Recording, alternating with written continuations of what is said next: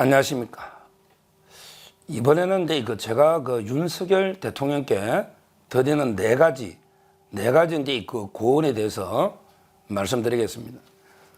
참 제처럼 이제 일개 필부 평범한 국민들인데 진짜 힘든데 대통령께서는 이제 얼마나 힘드실지 그 마음은 충분히 이해가 됩니다. 오늘도 이제 우리 이민 가고 싶다. 우리나라는 게 왜 이러냐. 이런데 저한테 전화나 문자, 카톡이 엄청 오고 있습니다. 선거 결과를 떠나서 과연 이런 범죄자들이 판치는 이런 나라가 이게 과연 미래가 있는가? 근본적으로 진짜 우리 울분을 터뜨리는 이런 국민들이 많이 있습니다. 이런 모든 여론들을 제가 종합해서 대통령께 한 네 가지 정도로 고언을 드리고자 합니다. 물론 대통령께서는 이쪽 말도 들어보고 이쪽 말도 들어보고 다양한 의견을 경청할 필요가 저는 있다 봅니다. 제가 드리는 말씀은 저는 약간 중도의 정중앙이 중도가 어딘지는 제가 모르겠지만 중도에서 본다면 약간 우쪽에 있다. 우스갯소리로 1부터 10을 내서 5가 중도라면 저는 한 7, 8 정도 있다고 그러더라고요.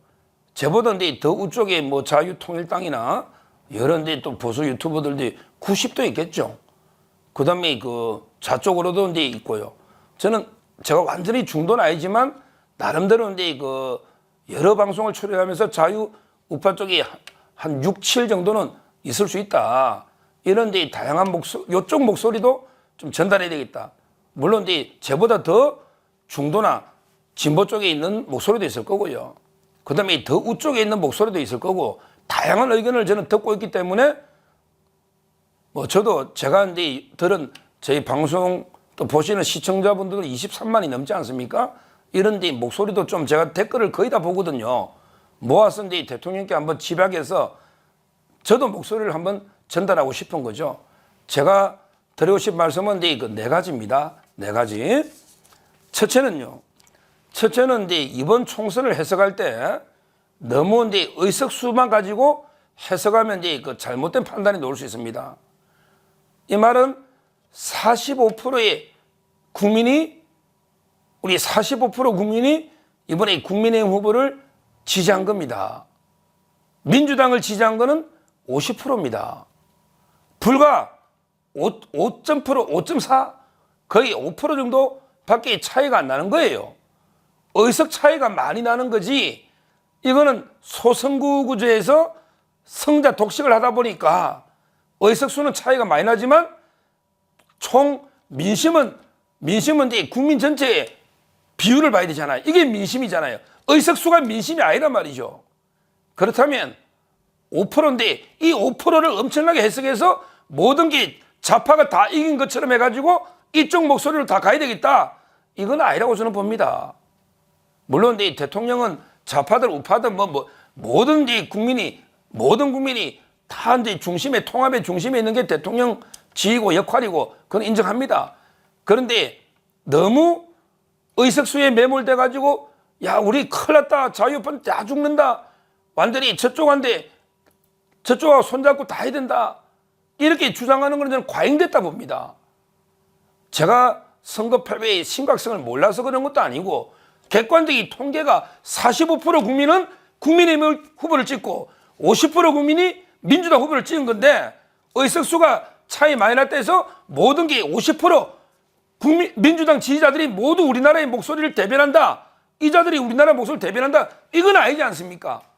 우리 45% 국민의 목소리에도 그만큼 45%만큼은 대통령께서 귀를 기울이 되고 그다음에 50% 민주당 목소리도 귀를 기울이 되고 대통령은 국가 전체의 상징, 통합 국가 원수이기 때문에 저는 균형되게 우리 45%의 목소리를 무시하지는 말아달라.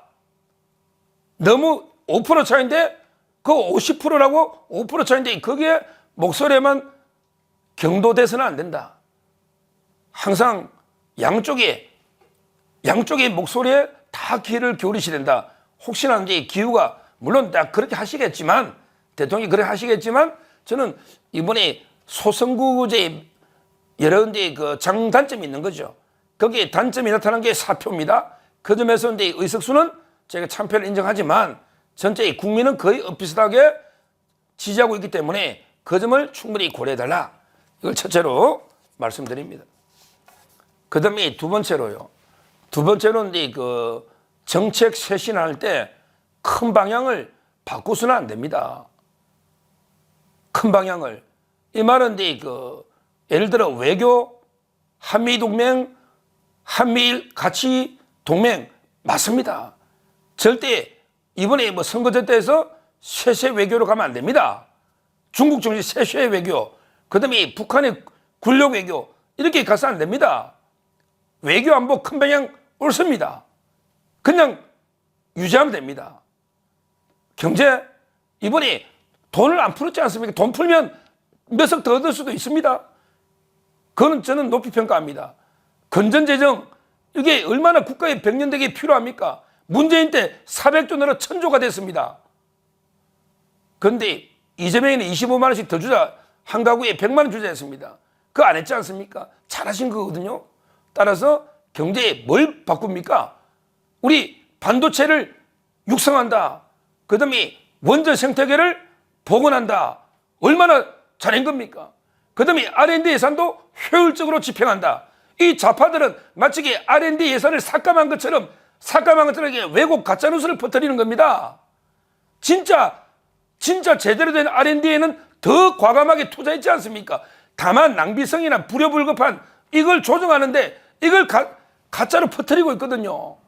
그 다음에 물가정책, 우리 G20이 작년에 6.4% 할 때 우리 3.6 잘하고 있는 거예요. 물가관리. 이걸 좌파들은 대파가 875원 말도 안 되는 가짜뉴스를 퍼뜨리고 있지 않습니까? 물가를 다 대파 가격을 모릅니까? 바꾸면 안 됩니다. 저는 경제수석이나 또는 이제 경제팀을 바꿀 이유가 없다 봅니다. 인적 쇄신할 때 바꿀 이유가 없다 봐요. 그래서 정책적으로 이제 큰 방향을 유지해야 된다 봅니다. 다만 의료개혁도 마찬가지로 큰 방향을 유지해야 됩니다. 다만 개혁은 혁명보다 힘들기 때문에 개혁 과정에 여러 이해관계에 따라 피해보는 계층이 있죠. 이익은 전체 국민이 보는데 피해는 소수 계층이 보다 보니 반발이 나올 수밖에 없는 게, 그래서 개혁이 혁명보다 힘들고 어려운 겁니다. 그만큼 이게 개혁이 어렵기 때문에 개혁하다 보면 이게 표가 떨어질 수도 있죠. 대통령께서 이제 큰 이게 정책의 방향은 옳다. 이게 국민 대다수의, 저는 좌파 국민 포함해서 이게 대다수의 옳다고 본다고 봅니다. 의료개혁도. 따라서 이제 큰 방향을 바꾸지는 마시고, 다만 이제 정책 집행 과정에 좀 더 다양한 의견을 수렴하고 듣는, 소통하는 거, 이거는 이제 좀 필요하다. 이 말씀을 두 번째로 드립니다. 자, 그 다음에 세 번째로요. 세 번째로는 이제 인적 쇄신의 문제입니다. 인적 쇄신. 인적 쇄신은 이제 저는 여기서 중요한 게요.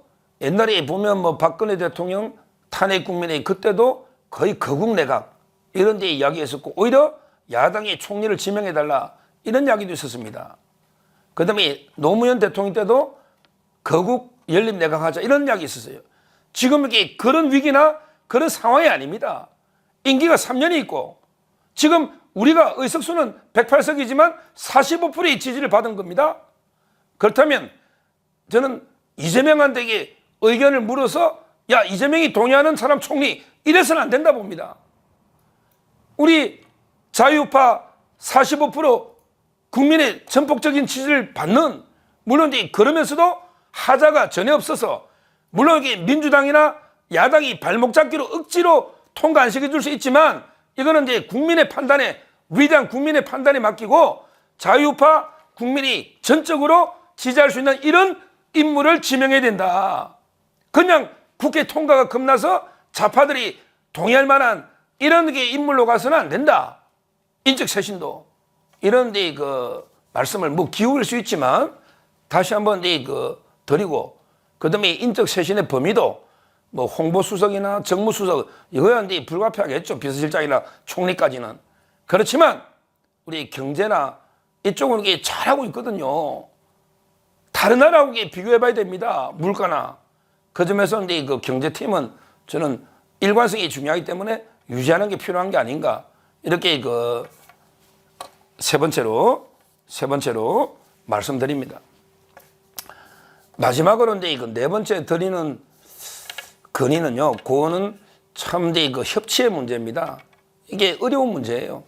뭐 지금 제가 방송을 여러 군데 나가 보면 보수 패널까지도 야 이제는 이제 이거 뭐 이재명이하고 좀 만나야 되는 거 아니야?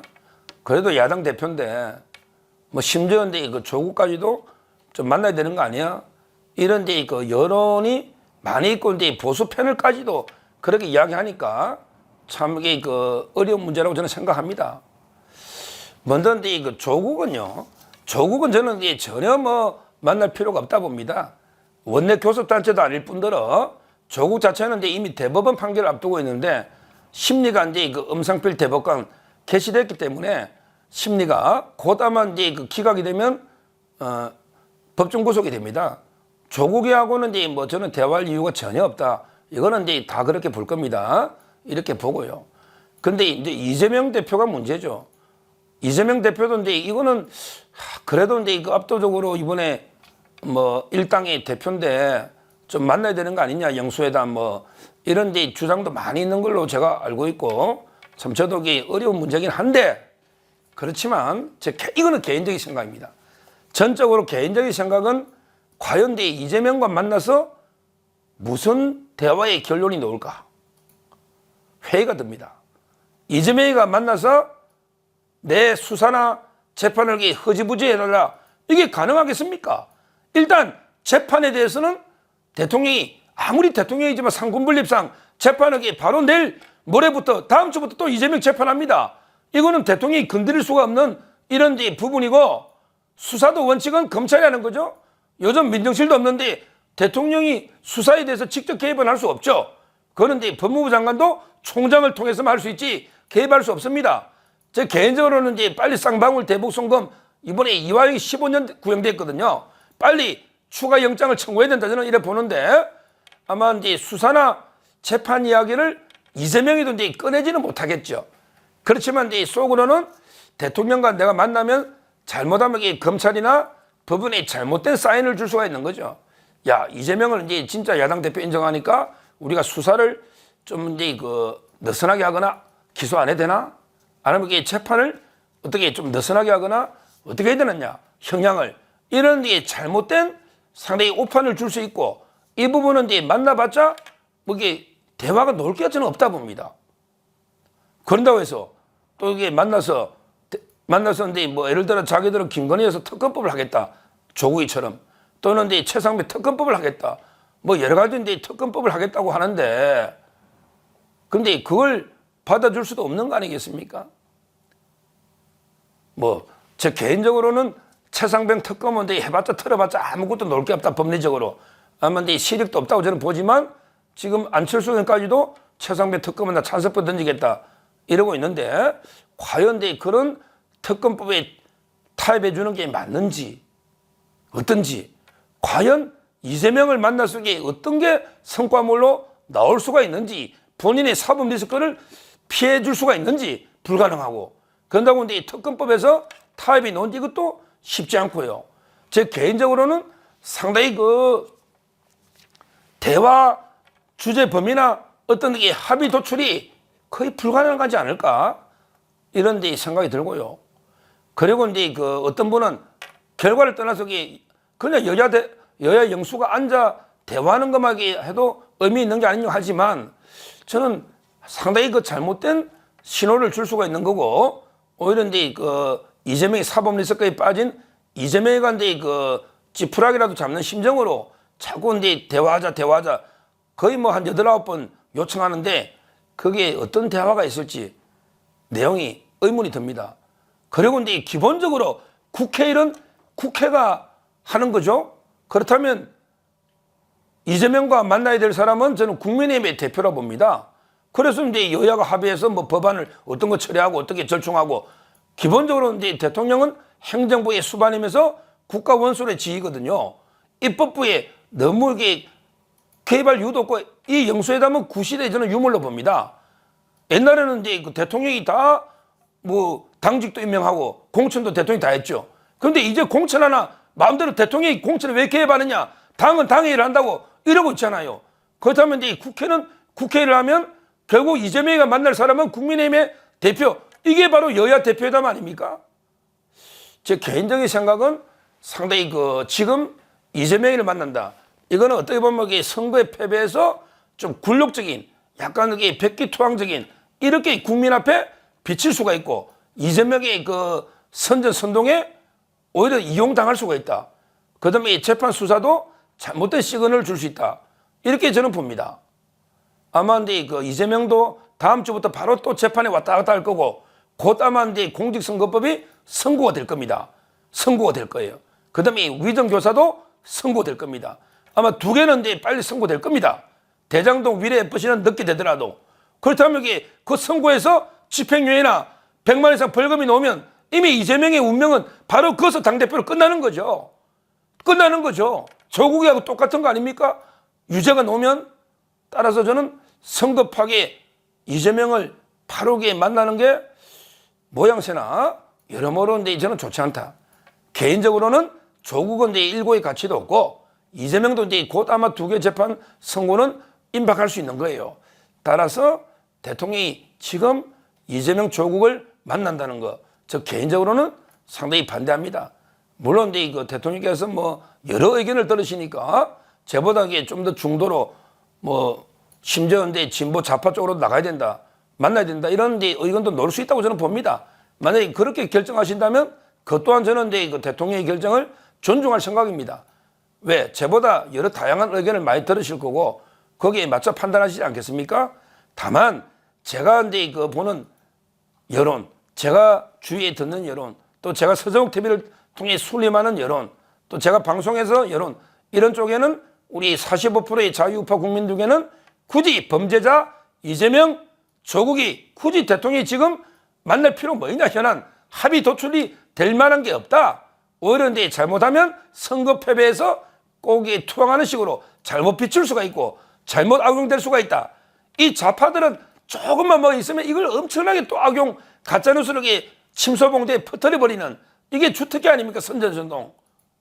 그 점에서 저는 조금 신중할 필요가 있다, 이렇게 의견을 말씀드립니다. 다시 한번 종합 정리해보면 네 가지죠.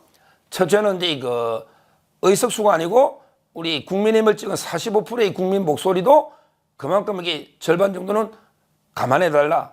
너무 의석수에 매몰돼서 모든 게 나라 뭐 거의 8, 90% 국민이 다 민주당 좌파인 것처럼 이렇게 해서는 안 된다. 45%의 국민이 윤석열 대통령님을 강력하게 지지하고 있다. 이걸 분명히 해야 됩니다. 45% 똑같습니다. 이걸 다시 한번 강조하고, 첫째. 그 다음에 두 번째, 인적 쇄신도 철저하게 우리 백기투항식으로 거국내각식 이래 해서는 안 된다. 철저하게 우리 자유파 지지를 받는 이런 데 훌륭한 인물로 지명해야 된다. 이렇게 말씀드리고, 그 다음에 정책도 큰 방향에서 백자 시기는 이런 일이 있어서는 절대 안 될 것이다. 다만 그 과정에, 집행 과정에 소통은 좀 필요하다. 이렇게 말씀드리고, 그 다음에 마지막 이재명이나 조국은 지금도 저는 처단 대상이지 아직도 협치 대상은 아니다. 아직 저는 그렇게 보고 있습니다.